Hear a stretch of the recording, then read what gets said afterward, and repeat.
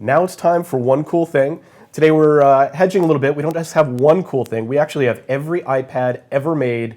We have them all here in the labs. We drag them out to show you.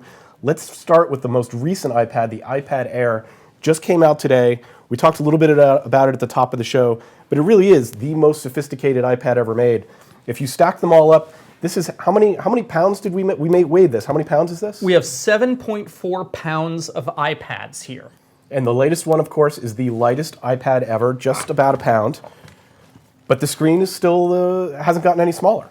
Yeah, what makes the iPad Air so interesting is that it is only about a pound.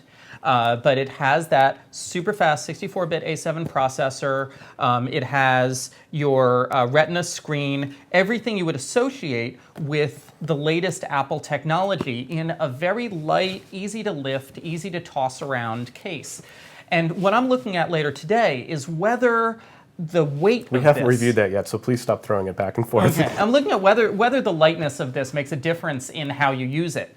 Whether the iPad Air will replace, really, last year's iPad Mini, which a lot of people chose for portability because the 8-inch iPad Mini, this is last year's model, this is not the new Retina one, the 8-inch iPad Mini was the iPad that people could stick in their bag.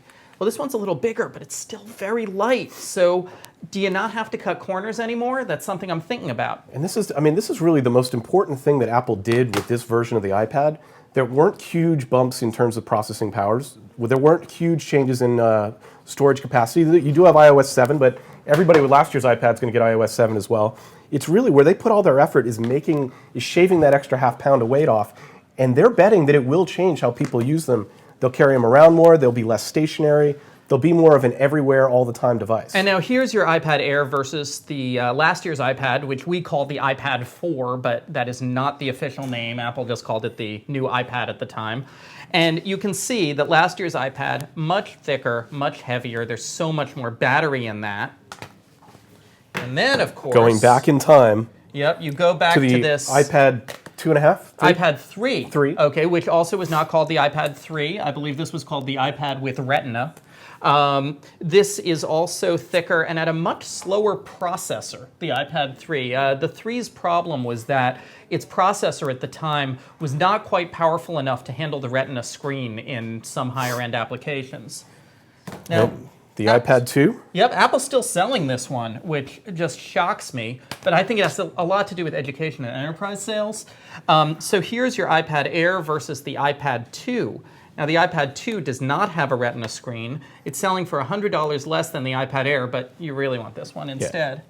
Yeah. And finally, back to the beginning. The device that changed the tablet market. Here is your original iPad.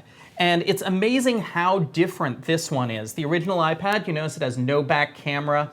It's so much thicker. It's got these speakers on the bottom. I mean, it's just a couple of years later, and this just looks like a much more primitive device. And look how dated this this bowed back is. Yeah. When it's all, because they had to fit all that space in there.